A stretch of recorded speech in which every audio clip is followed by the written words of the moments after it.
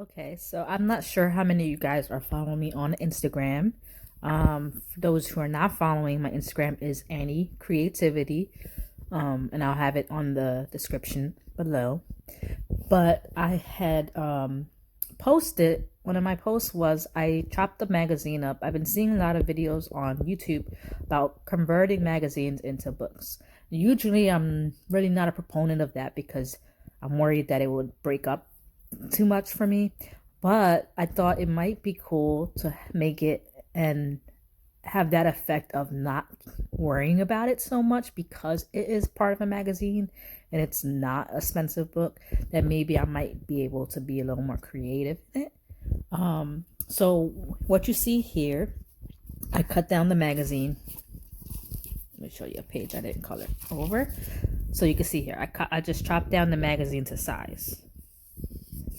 So I just made it the size of a small, like little, I guess, moleskin book, like that kind of size. And then I also made a smaller one with a scrap on the bottom. Now I can do it this way, or I can do it this way, right? So I went in with, I'm gonna put it right here so you can see the size difference. So I went in and took some grafting tape and taped it over the cover. Duct tape would work fine, but I had grafting tape on hand. So I just taped over the whole cover just to give it a little more stability. And you can see here, they're in strips, so it's not perfect. But it's fine because I can always put a cover over top of it. You can see that it's been already started using it. I've been using a little bit of Mod Podge and paint, so there's some on the outside. But again, I can always decorate the outside, so I'm not too worried about that. But it gives it a little more stiffness. I didn't add anything to the cover. I just used the existing cover. So it's still like soft, like it's pliable. And I went in and just threw some paint on some pages. I still have some work to do. I had to fix up a couple things. So I have to go back and repaint things, but I just added paint to the book. Same here. And I thought maybe of using it, this little one, as like another mini kind of glue art book. I mean, technically, it's not so much a glue book because I added paint, but some people say you can prep your books beforehand, and then what you're doing is just working with that book. So to your own definition of what creates a glue book or an art book and what's the difference, I really don't care as long as I am creating something. So to me, there's no real difference for me. I do like some of these images here, right here of just the feet. I thought that was pretty interesting. And there's a couple other ones I think in here. Like this one, I just painted a little bit around it, but I kind of kept that image. So I'm not sure if that will get covered later on. Here you go. Or will it stay and I just add to it. But I like that, you know, I painted some pages and then other pages I left some of the stuff up so I can play around with it. So I am thinking about messing with that book a little bit more. Not sure if I'll do a video, but if I come back and do a video, I'll add it to the end of this one. But right now I'm just basically prepping it and getting it ready to be used. So that's a project I will be following up on. I just wanted to show you guys, for those who didn't see it in my Instagram post, and for those who were curious of what I did inside. Basically just prepped it with paint. Some pages I may have used a little gesso before I painted, but for the most part I just put paint on it. So that's where we're at with that one. Let's put that aside. I also found this book. Now this book, it was a sample book for some company sent me, and I think it was like a paper sample book. And after like checking it out and everything, I had it just sitting there and I'm like, I have to do something with it. So I just threw a bunch of paint on there. I think I've even used stencils. And basically kind of the same thing I'm doing with these books, but this is an existing type of book. Some of the pages were quite thin, so I had to glue them together. You can see I just put paint on there. I prepped them with gesso, regular store-bought white cheap gesso for this one, and the ones The one I used for the magazine one was my homemade one that I had left over. So you can see it's like very gritty, not gritty, but like I scratched it up and everything just to give it a distressed look for a background. Here I use a stencil, and you can see that there's a fold here where the page got folded, or maybe it was two pages together and they kind of creased, which could be I could just make it into that, like have it fold in different directions and have different images, or I can play it as one piece. So there's options there. But I also have these like paint daubers, like for kids, and I went through and made circles with that. Cut the pages in little edges to just make it different. Here I added bits and pieces of magazine to it just to give it some interest. This, I believe, was my spray paint on top of, I just diluted some acrylic paint with some water, put in a little spray bottle, and then I was able to add the paint drips to anything I wanted to use it on. So here I prepped it with gesso and maybe added some paint first, and then I used the spray paint just to give it that kind of effect.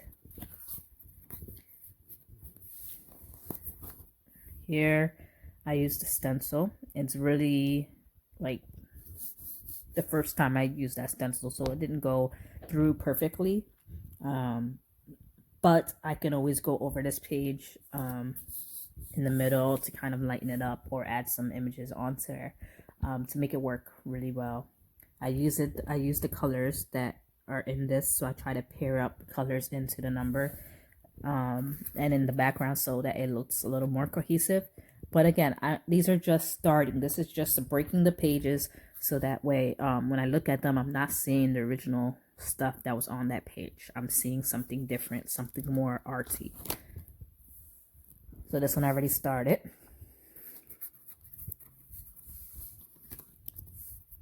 Here too. There's some, like I just added some pieces.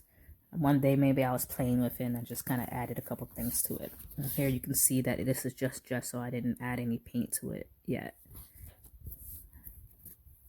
And then some of them I just scratched in after I applied the gesso just to give it a more distressed look. And these I didn't paint though. These were just gesso. And this I scratched it up a bit, but I didn't put gesso on it. So I might go, I probably didn't put gesso on this page because I like the idea of the trees. So what I might do is, if I can get a clear gesso, I might put the clear gesso over this, so that way I can paint over whatever I want to paint, and I can kind of leave that look on the bottom. So we'll see what happens with that page, if I end up using it or not. Here I just put the whatever leftover paint I had across it, and I scratched it up a bit so it gives it more distressed look. Again, I like that kind of distressed look, so that's why I'm doing it on the pages. So I don't know if you can tell on some of these pages, maybe not on these, maybe on the back ones, where they end, they have this colorful strip, right? So some of the, since they're different sizes, some of them I had to do two together, so you might see that in other pages. So this, I added paint, black paint, and some magazine.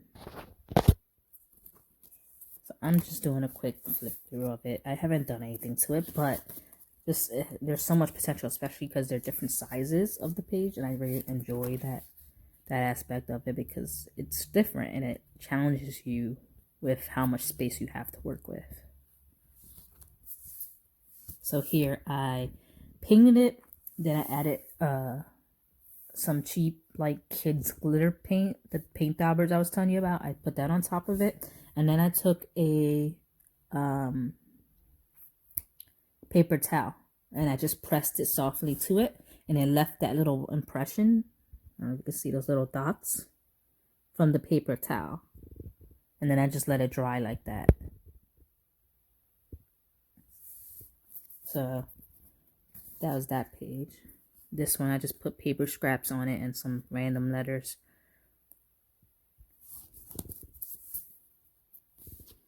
Here I started a bit of purple gluing here. Doesn't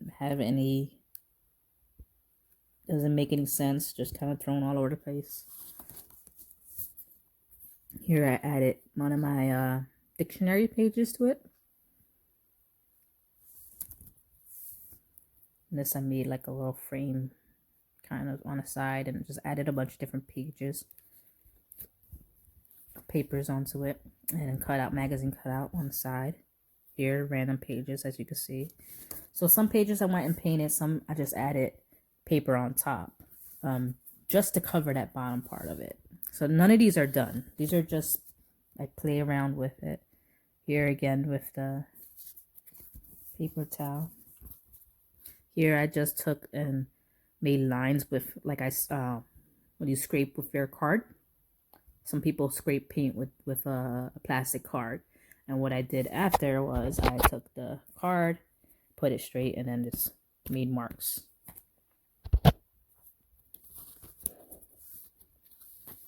Here I started a little something here. I have a bird, and it says, as he flew over the cottage, his sharp eye saw something, a magic cloud of pink.